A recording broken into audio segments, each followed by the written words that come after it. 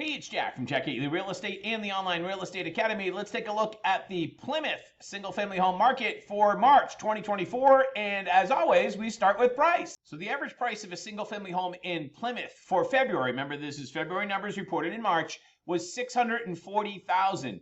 Year over year, that's up $58,000.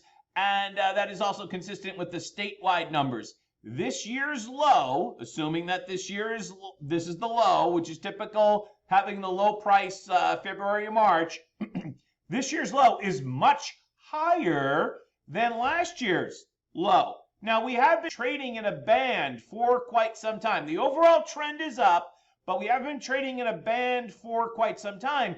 But with this year's low being a lot higher than last year's low, that means typically price goes up in the spring. We might be headed for higher ground if the seasonal trends continue. But we'll have to see. By the way, last year, strangely enough, the low price was in March, and that can happen. February, March, low price.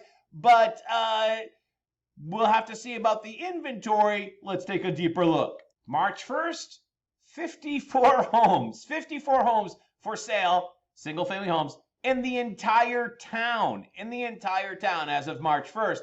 Remember, and you can see on this chart, if we were to go back to March of 2020, just before the pandemic hit, we were at about 145 homes, three times as many homes.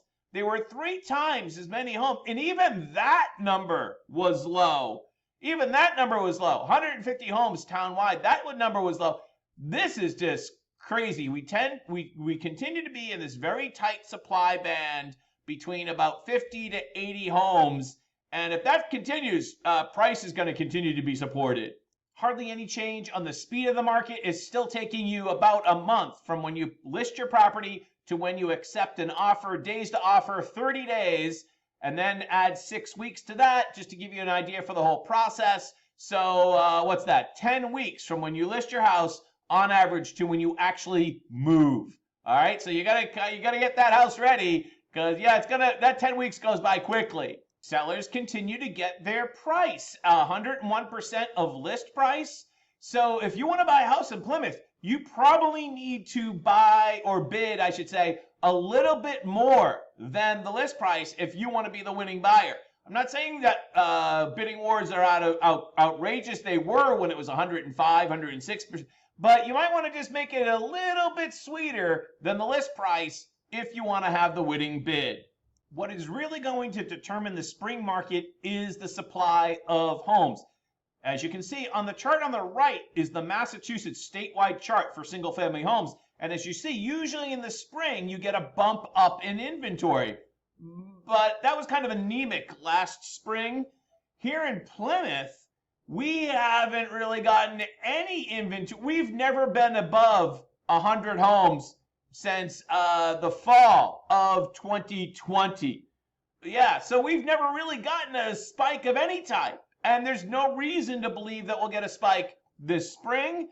But we will be looking at the very important April 1st inventory number to see if we will get a spike of inventory come spring. The April inventory number and the May inventory number will be the most important numbers for the spring real estate market. Interest rates right now are hovering at about 7%. We just had the job number this morning, and we have the consumer price index next week. Those will be very important to see where interest rates go in the near term for the spring market. We'll be keeping a very close eye. And I know that's so important to so many of you because you're going to be wanting to either list or buy a house this spring. Who else better to do that with? Of course, Jack Gately Real Estate. So anyway, yeah, shameless self-promotion, but thank you so much for watching. We will see you next time. In the meantime, if you have a question, don't hesitate to hit me up. Have a great day. Bye-bye.